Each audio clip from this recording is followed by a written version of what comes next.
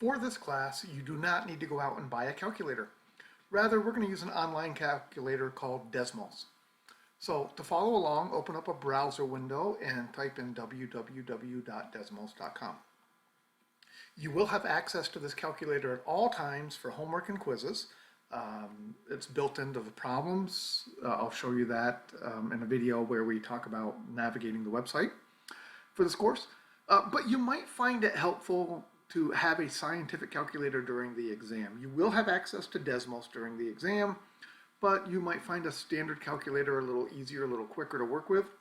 If you need to buy a calculator, I would highly recommend a TI-30 calculator. This will certainly do everything you're going to need for this course and is quite inexpensive.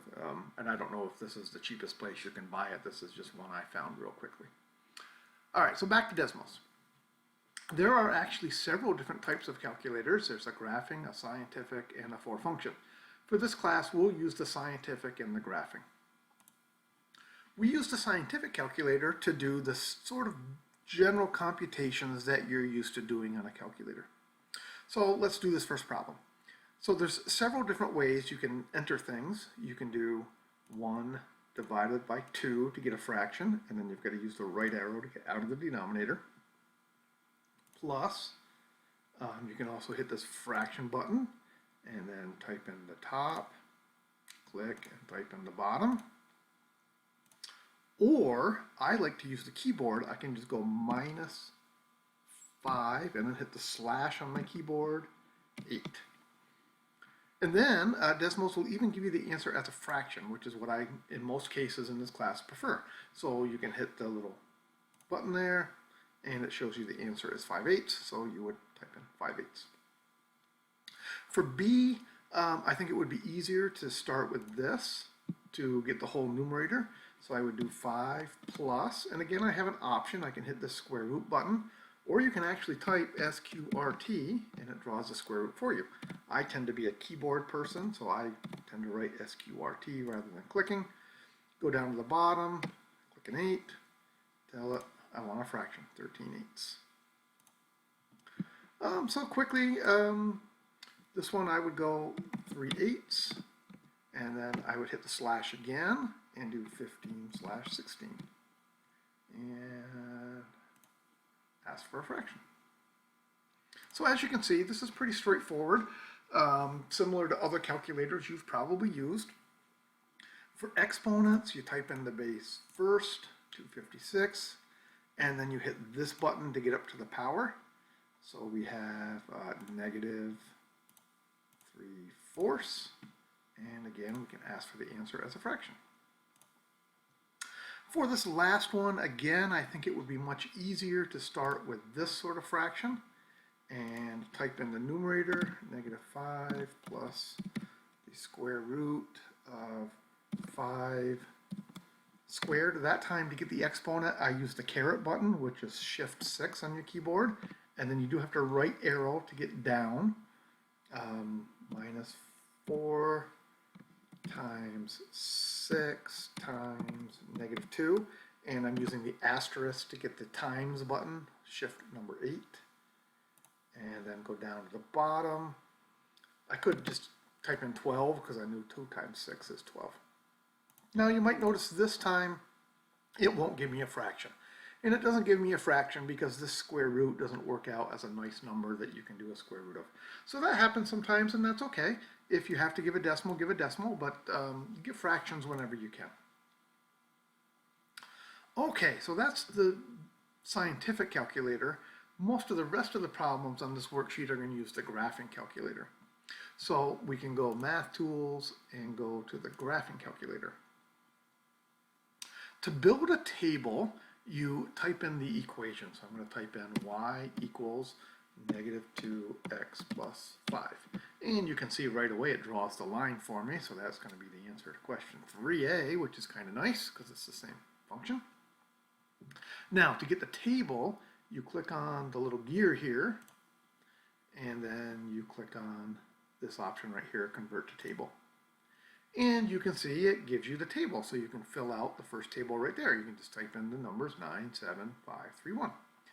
If you want To enter different numbers, you can just type right over the top. So you can type a 40 there and go down, 45, 50, 55, and 60. If you wanted to add another row, just hit the down arrow again and you could enter 75, so on and so forth. And if you just want to type in several seemingly random numbers, you can. Negative 18, 23, 106, 5/4, enter fractions, 12.43. All right, so creating a table on Desmos is really quite quick and really quite easy. All right, now graphing. What I want you to do here is type in the equation. We already have it typed in, negative 2x plus 5. And then draw the graph on your paper. But when you draw the graph on your paper, you need to give me some sort of scaling. So you need to go like up 5 tick marks and write a 5 right there, and maybe go up 5 more and write a 10. And then the same thing on the x-axis. You need to give me some scaling. If you don't give me some scaling, I am going to mark it wrong. So make sure you give scaling on your graph. You always have to give scaling on graphs. All right, let's try this one. Y equals 3x squared plus 25. To get rid of this one, I just click on there, and then I type in y equals 3x squared, right arrow to get off the exponent, plus 25. And when I type that in, I don't see anything. There's no graph there. Well, what's happening is this graph is not viewable in the current window that we have. So what I like to do in a case like this is first copy the thing, so I have the equation, and then convert it to a table. And I can see what's happening. My y numbers are up 37, 28, 25. They're all well above, this goes up to about 14. The y numbers are all way up here somewhere. What I really like to do is, since my x's are going from negative 10 to 10, I like to type in negative 10 there, negative 5, 0, 5, and 10 to get an idea of what I need. So I see my lowest y number is 25 and my highest y number is 325. So I need to change this graph window to go up much higher. To do that, I click on the little wrench here and I change my y values. So I need my y to go bigger than 325. I'm going to go maybe 350. And then this is pretty good, but I like to be able to see a little lower, so I would probably make this negative 50, just so I can see a little better. Click on the graph, and there it is, we see it. And it, since it builds this table for us, it even marks those points, as you can see. There's the point, it's not quite, there it is, 0.25, for example, is one of the points. All right, so again, you're going to draw this graph on this paper. And again, make sure you give me scaling. So you need to make sure that you're showing me that this graph is going all the way up to 350, and you label some of these tick marks and make it work out correctly. All right, let's look at C, which has a bunch of little decimals in it. For C, clear these out. Y equals 0.002x squared minus 0.0015x. All right, so we see, we get a graph. Here's a nice trick too, by the way. You can click and drag, and you can see we've got a graph. It's a straight, looks like a straight blue line across. What's happening here is we have a very poor window. We really shouldn't have big numbers here. So again, I'm going to have it give me a table. I like to copy it first so I can keep the equation, convert it to a table. What I'm seeing this time is that my y numbers are all very small. The biggest y number I'm seeing is 0.2. And so having this graph go all the way up to 150 is a very, very bad idea. So I'm going to click my graph settings again. Let's see, the highest I'm seeing is 0.2, so I want to go bigger than this 0.215, so maybe 0.3, And then to keep it consistent, maybe I'll go negative 0.3 and see how that looks. And I think that looks pretty good. I can see that I have not a line, but rather a parabola. Now it's kind of interesting because it looks like it's going through 0, 0. I wonder if it goes below, if it dips below the axis at all. Hard to tell from this window. If you have a scroll on your mouse, you can also scroll and zoom in like so and change your window that way. But I think what we had before was okay. So I would go ahead and draw that picture, but again, give scaling. Show that about halfway up is 0.1 and all the way up to the top is about 0.2. All right, we've got two more things to talk about with using desmos. One is solving equations. Solving equations with desmos is quite easy.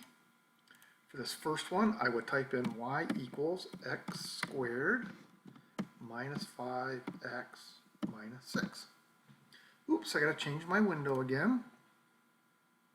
I'm gonna make this go minus 10 to 10, and I'll do the same thing here, minus 10 to 10. All right, it's not a great window because I can't see the bottom, so maybe I'll just use my scroll to zoom out a little bit so I can see the low point here. Now what I'm looking for is I'm looking for where this equation equals 0. This equation equals 0 where it crosses the x-axis. And what you can do is simply point at that point and it will give you the answer. So one of the answers is x equals negative 1, and the other answer is right there, x equals 6. So if an equation equals 0, what you're looking for are the x-intercepts, and it labels those 2 points for you automatically. To solve an equation like b, you would type in the left-hand side, y equals absolute value of 9x minus 3.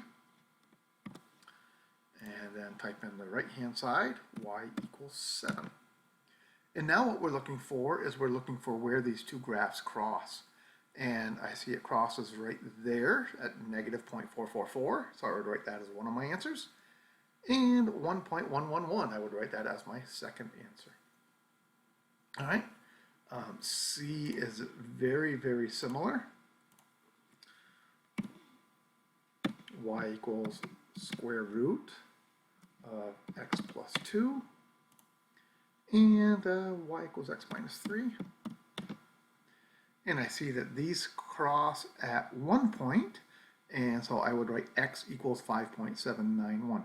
Notice I'm only giving the x answers here. I'm only giving the x answers because my equation only has x's in it. I really don't care about what the y numbers are. Okay, I'm just about at my maximum time length for this video, so I'm going to stop here, finish this video, and then I'll make another one to show you how to draw a scatter plot on Desmos.